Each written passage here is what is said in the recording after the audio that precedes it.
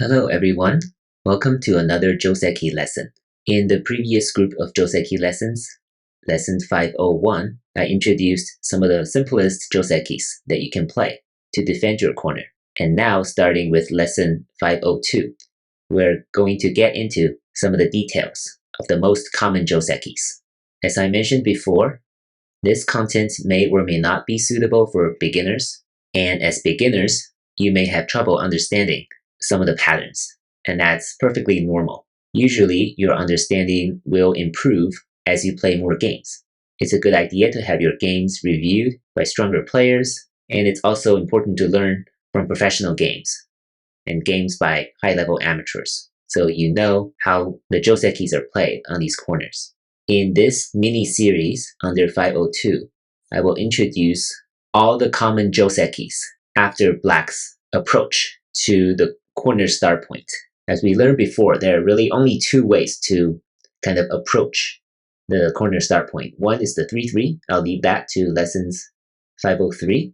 And the small knight's approach, here or here.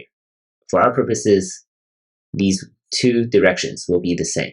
In this lesson, I will just give you a brief overview of the possibilities that white can play after Black's approach. So in all Josekis, especially when it happened in the corner, I would say more than 90% of the Josekis happen on the corners. You have to consider at least 3 sides, maybe 4. Right? The first is the corner itself. The second and third would be the 2 sides. And the fourth, sometimes you consider the potential toward the center. So Josekis are accepted sequences for both sides. So usually it's a split. Maybe the 2 sides will split the corner and each side will take a side. Or one side will take the corner and have some influence towards the side, and another side will take more influence toward the side or the center. So it's usually a split. And whenever you approach or get approached, you have a lot of choices on which side to play, whether to take the corner or to have potential toward the center. So both sides are in control. And Josekis are ways to negotiate who gets control of what. So to respond to Black's small knight's approach to the corner start point, White now has many choices. White has this small knight's move on the other side, or this one space jump on the other side. White also has this diagonal attachment or kick against this black stone. It has this push down or press against this black stone and D. And white also has pincer moves at 1, 2, 3, 4, 5, and 6. So number 1 will be called a low 1 space pincer because it's 1 space away from this black stone and it's on the 3rd line, so it is relatively lower. And number 2 will be a high 1 space pincer. Number 3 will be a low 2 space pincer. Number 4 is a high 2 space pincer. Number 5 is a low 3 space pincer. And number 6 is a high 3 space pincer.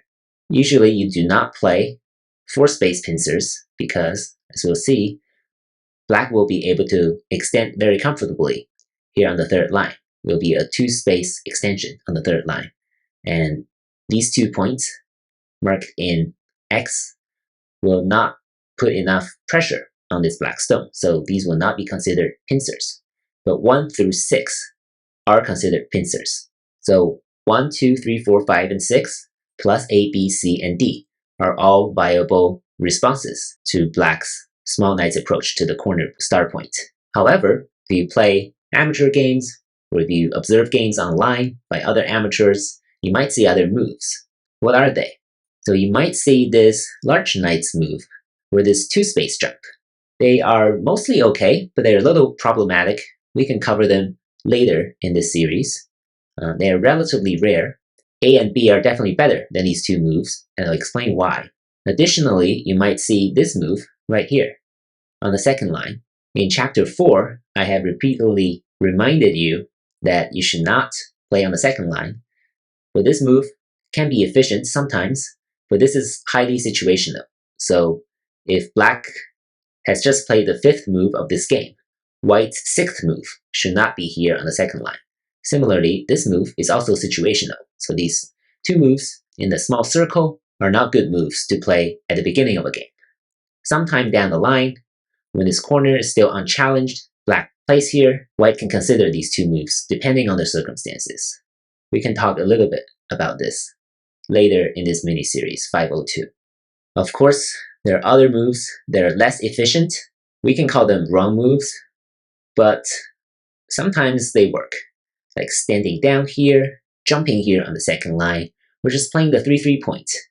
These three moves in the square, I would say, you can play when you have a huge advantage elsewhere on the board, and you just want to make sure that your corner lives, right? If you're white, you want to make sure that your corner lives. You play these three moves. They're very, very slow, but they can guarantee, for the most part, a living shape on the corner. And these three moves are a way to declare victory. And of course, if that's the sixth move of a game, it will be considered too slow and will give black an advantage here.